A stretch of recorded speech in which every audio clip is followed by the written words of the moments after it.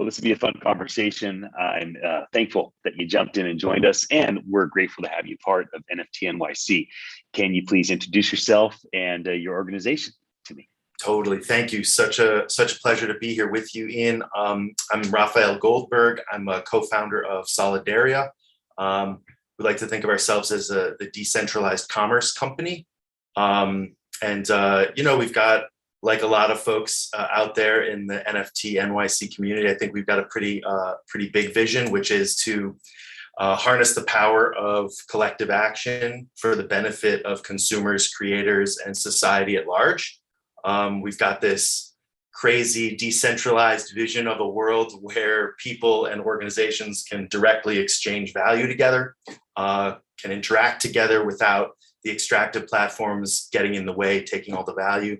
So we're just super pumped about what we're building, why we're building it, and it's great to be with you.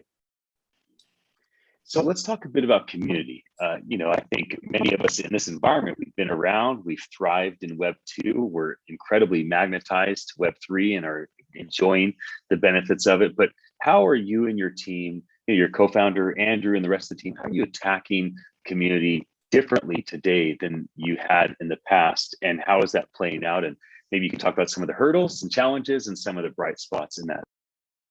Yeah, I mean, for us, we've been really in stealth mode up until now. This is kind of a little awakening that we're having at the show. But community is like totally central to everything we're doing and to our vision of kind of a different reality, right? The idea is that now that we can interact directly together, it opens up all sorts of new ways that we can do things together, that we can cooperate together. So many exciting things are just happening in the space, right? I mean, from DAOs to just like creator consumer relationships that are authentic, that are direct. And so when we think about like kind of the basis of our whole project, of our whole vision, it really revolves around community, and it revolves around community participants, right? And that goes from the acts that we try to facilitate. In our case, we work in commerce, right? In DCOM, but also to things like governance, right? I mean, we can replace a lot of the rails with blockchain. We can replace a lot of the way that our value is now exchanged. We can also change the way that we govern ourselves, the way that we participate together. And I think it's this kind of miraculous golden age, a new age of collective action, and fundamental to that is community. So we think a ton about it, and and at the same time, right, it's a challenge. I mean, if you build it, they will come, right? So probably not. You've got to be out there, you've got to be meeting people, and that's one of the pleasures of being in a community like NFT NYC, watching this event as it just develops a whole like rhythm and scale of its own, to know that we're a part of that, and we're just interested in collaborating with people and other communities of like-minded people, right? So you mentioned if you build it, they will come. Let's talk about the building, right? The tech, the platform. Where are you focused on in terms of what's been built today, and what's maybe the next logical development? What's the next thing in terms of like getting the product to be even more powerful than it currently is? Yeah. So our tech, we're building on Ethereum. We're using Scale as our L2 solution. They've been a really great developer partner for us. We've been working with them for over a year. Our architecture, which is, and I know we'll get to this later, but is really based on NFTs. But our architecture is, it's designed to accomplish all sorts of potential interactions, right? So we like to think of these. We like to think of what we're building as kind of a collection of games. They're exchange games. They're based on commerce, and each game is essentially a smart contract. It's an application that we've built on this overlaying architecture. And so, in terms of what we've been able to build, I'm the non-technical part, right? Andrew Yakovlev, who couldn't be here, he's the man. He's doing the late nights and the nights that turn into mornings coding this stuff.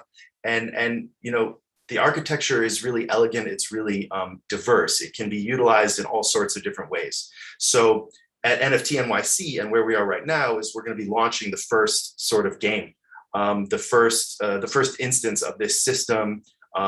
Essentially, facilitating direct interactions between audiences at the show and a bunch of really cool brands that we're bringing along for the ride. We're doing a pop-up shop, and we're going to be transacting in a sort of a private beta way this first instance, this first game, which is designed to generate cooperative crypto cashback, basically.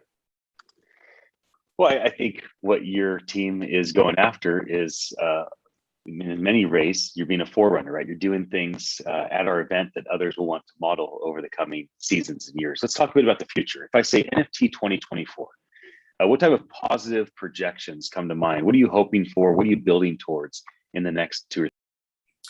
Yeah, I mean, I'm super optimistic, right? I think you'd have to be blind to not be optimistic in this environment. At the same time, what we see are that a lot of the use cases, a lot of the products that have been, that are out there, that are going, they've been very bright, very shiny objects, right? And, I often say that one of the enemies to fundamental change is sometimes our former selves, right? So what I mean by that is, I'm all for the crypto casino. I'm all for trading, I'm all for trying to see which NFTs are going to be like money makers or whatever. I get it. It's fun. It's interesting.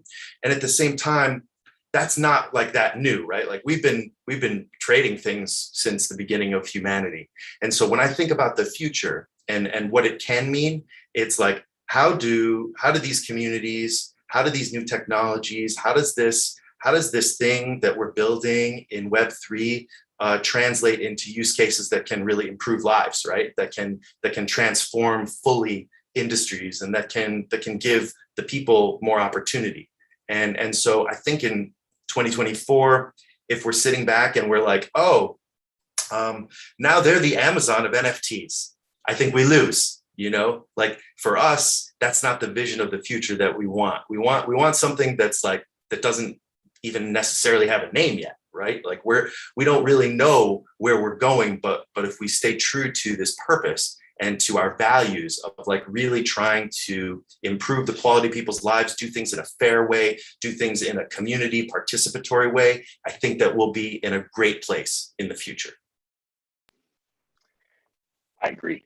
I think we all agree. So how about this? Let me ask you a final question. You got everybody in Times Square. You have all the billboards, and you can say a message. You got all of their attention at NFT NYC. What would be a final word you'd give us? Wow. I mean, I guess I would say that, for us, we look at inefficiencies in the systems that are legacy and that exist all around us. I would say that 70% of GDP of the United States is consumer spending, and we're alone. We're targeted individually. We don't cooperate together. We don't have a voice. We don't really even try to have a voice together. I would say, look at our buying decisions and look at what we now have the capacity to do together and think about how we can use that to change the world and make it a better place. Let it settle in, everybody.